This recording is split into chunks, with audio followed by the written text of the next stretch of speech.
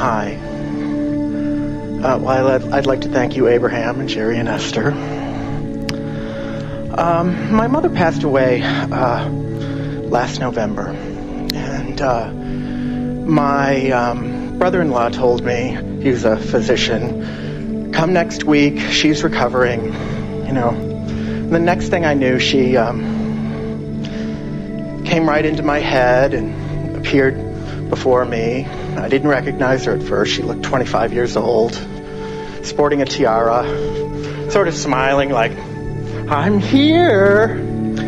And we had this mini quick conversation. And then she was off to party, and I was basically going to deal with my siblings who were not going to be in the same frame of mind at all as me. And then I didn't hear from her for quite a while until July, when I was in a James Van Praagh seminar on psychic development. And then my mother started coming through again. And I was told that basically it was easy for her to come through as she was raising her vibrational level up. But that she was moving further away from me. And so it was becoming more difficult for me to hear her or communicate with her. And Well, it's not actually her raising her vibrational level up, because at her moment of making her transition, all resistance has subsided. When you withdraw your focus from the physical, as you do in what you call the death experience, your vibration immediately raises to that of that which you really are. That's what we're talking about all the time, about letting go of resistance and allowing yourself to be in that high, non-resistant vibration. But when someone makes their transition and you are aware of them,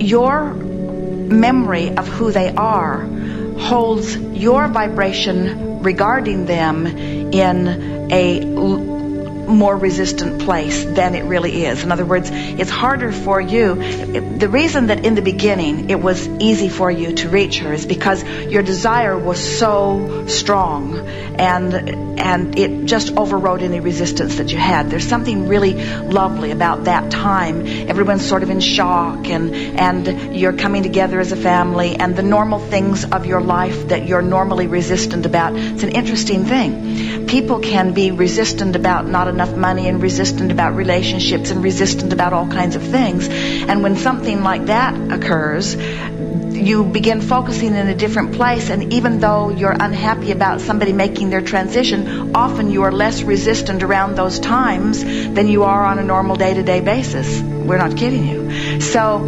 that's the reason that you were able to have that initial interaction. But we just want to say that later on, as she talked to you less and less, it wasn't because she was getting further away from you because her vibration was raising, because her vibration was already raised. When your ability to interact with them is about what's going on in your vibration. It's about two things. It's about the same two things that everything's about. It's about your interest in the topic and the degree of resistance that you have about it. And so as time goes on, usually after someone makes their transition, your desire to interact with them fades too. Esther talked to her father after he made his transition every night for weeks and weeks and weeks. But in time, one night, she was having a hard time thinking of something to talk about because they'd sort of chewed it all over. And he said, you know, Esther, we don't have to keep doing this every night. And Esther didn't like that. It felt like he was pulling away from her. And she said, well, I'm not ready to say goodbye. And he said, well, then if you think of something, let's just keep saying hello. Okay.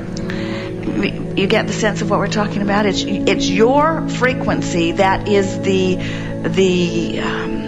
variable in this situation. So then how do I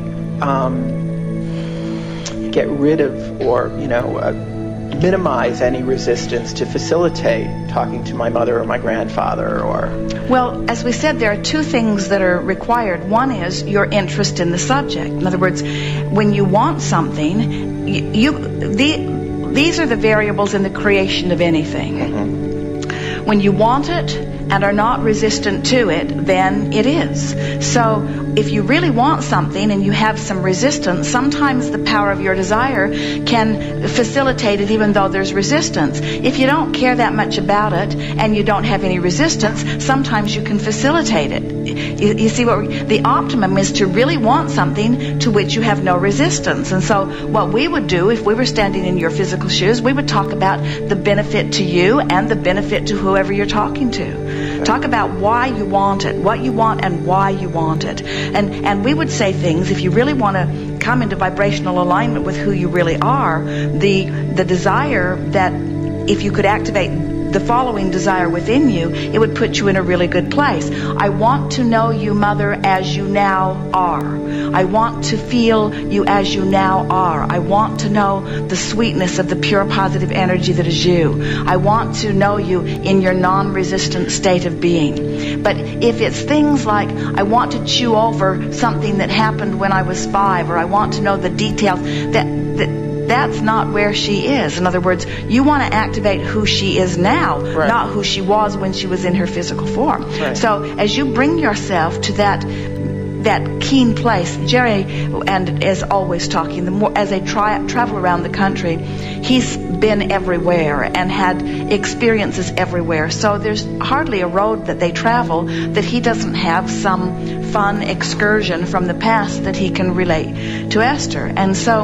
And often it reminds him of his childhood or his family. And he said the other day, I never did ask my mother that question. I should have asked her that question when I could. And then he said, and I don't think my sister or brother would remember either. And Esther said, probably not, because you were the oldest of them. And then Esther said, my sister, my older sister, remembers many things that I don't remember because she was at a place of having a broader experience than I was having. And then they both said, we should ask those questions while there's someone still around that might have some memory of them. And then they both looked at each other and said, or not, realizing that none of that has any relevancy to who you now are. And we promise you that your dearly departed are not eager to discuss those things. Now, it's possible you could pick up on the thought forms of that which they were, because those thought forms are as alive and well as they ever were, and they are coalescing by law of attraction, and you could tap into them just like you could tap into a lingering radio signal.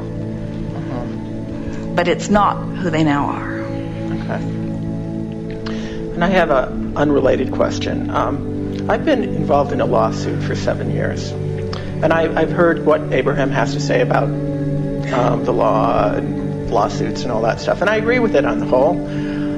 It's just that every time I felt like walking away from this, I felt like my inner being was saying, no, you have to fight this one. It's part of your transformational process. And I feel it has been very personally transformational for me. But I also feel like the case is at a point, it's at the Supreme Court now. They have to decide on whether or not to hear it or not. And in a way, it doesn't really matter what they choose to do, because I know what I'm going to write essentially in my expose. I don't know what I'm going to call it yet, but that's where my case is. It's just that I'd like to understand what was going on with me better, that was pushing me forward in this direction, because I felt, on the one hand,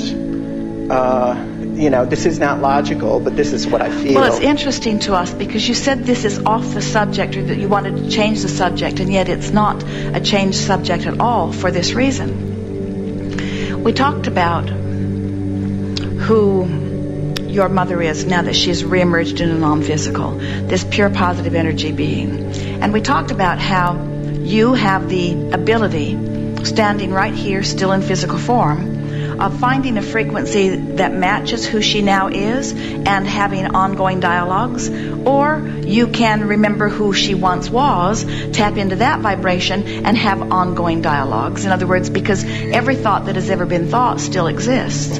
So what we're getting at is you could tap into who she really is or who she was, and you could still have vivid relationship that is real in the moment. So we want you to realize that in the same way that your mother is reemerged in a non-physical, that your inner being stands in that place of pure positive energy also. And so we are not in agreement that your inner being standing over there in the place that you are is calling you into a lawsuit. In other words, your inner being, now it may be that the details of that struggle have caused you to expand, and the source within you is standing there calling you toward that expansion, right. But your inner being is not, and that, if that's what you're talking about, being called toward what you've come to know as a result of that, then that's an entirely different thing than the source within you calling you into some sort of contesting battle. Right. So the reason that we want to point out to you that we're really talking about the same thing in both discussions here is because the expanded non-physical version of you is always calling you toward that good feeling place. Always calling you toward that good feeling place. Okay. So in the same way that